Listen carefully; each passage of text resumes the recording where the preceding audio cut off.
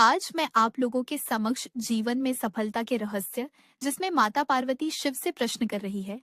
माता पार्वती पूछती है, प्रभु, सफलता का मार्ग क्या है? शिव उत्तर देते हैं, फलिष्यतीति विश्वास सिद्ध प्रथम लक्षणम, अर्थात मैं सफल होऊंगा।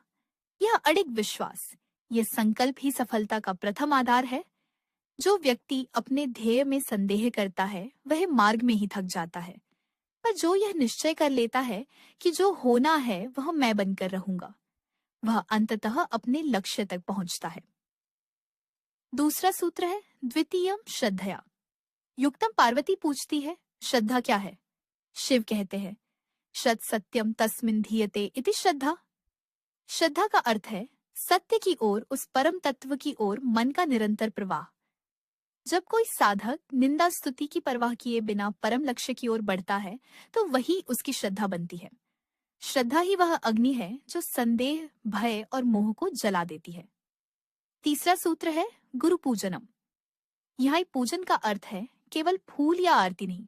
इसका गूढ़ अर्थ है उस गुरु, उस महापुरुष के प्रति आदर और समर्पण भाव, जिस साधना का मार्ग प्राप्त किया है। बिना गुरु के ज्ञान अधूरा रह जाता है और साधना दिशाहीन हो जाती है। चौथा सूत्र है समता भाव। साधना से सिद्धियां मिल सकती है, आनंद की झलकें मिल सकती हैं, पर यदि किसी क्षण हमने यह मान लिया कि मैं विशेष हूँ और बाकी लोग साधारण हैं, तो समझिए हमारी आध्यात्मिक यात्रा वहीं रुक गई।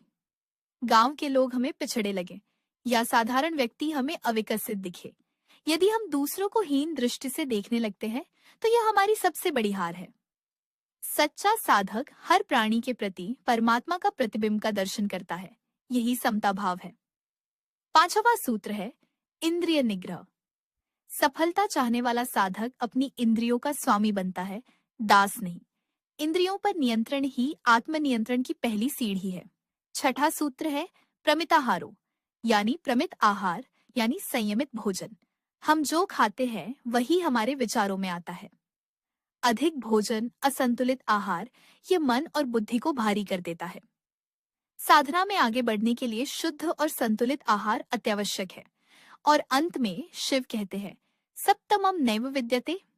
सातवां सूत्र कोई नहीं है, क्योंकि यदि ये 6 सूत्र जीवन में आ गए, तो सातवां सूत्र तुम्हारे भीतर स्वयं प्रकट हो जाएगा। यदि आप जीवन में सफलता, शांति और आत्मविकास चाहते हैं, तो शिव के इन सूत्रों को अपने जीवन में उतारिए। आपका संकल्प, आपकी श्रद्धा, गुरु के प्रति भक्ति, समता का भाव, इंद्रिय संयम और संतुलित जीवन, यही सफलता की कुंजी